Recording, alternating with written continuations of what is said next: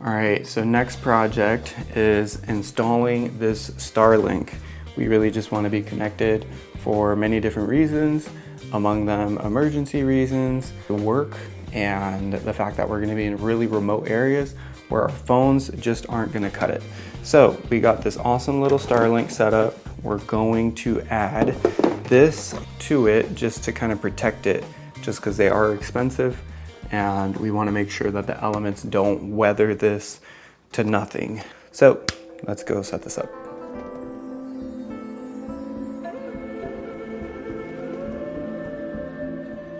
Okay, so we have our Starlink set in the plexiglass case that we got for it. And you can see the 4 screws coming out of it. And this is going to be a really easy install. If you know Starlink, it really is kind of just a plug and play apparatus. You just plug it into the wall and that's it, because the router is inside this little satellite dish. I'm thinking I'm going to set it parallel to the length of the car. Usually there's a road in front of you and behind you, which means up and over is usually more clear. So my intuition is telling me to set it down that way. I found a nice little corner right here with nothing around it. There is a tire right here. There is a gear locker back here, but I don't think those are gonna be in the way. All right, so we're working on getting this Starlink cable into the van. And what we're gonna need is to go through the van. I have this little housing here that is waterproof, and all I have to do is make a couple holes here on the top of the van.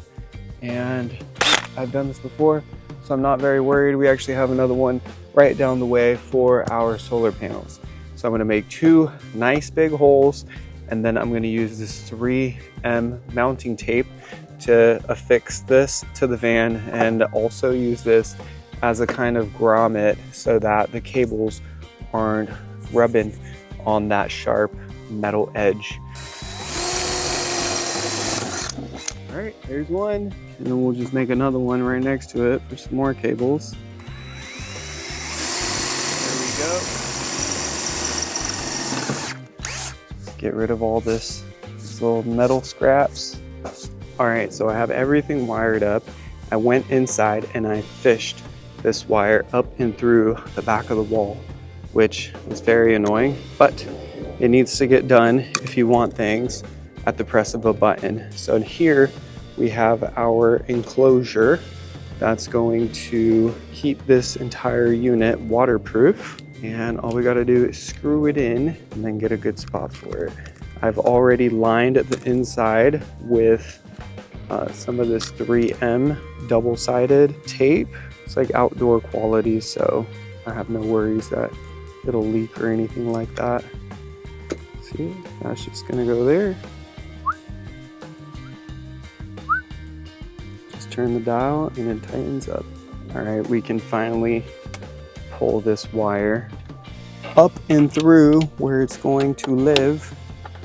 And then from here, what we'll do is just connect it. Make sure that's on there real nice and tight. And then we're just gonna put it right where it's gonna live, inside of those little holes. Press it down, and we're good.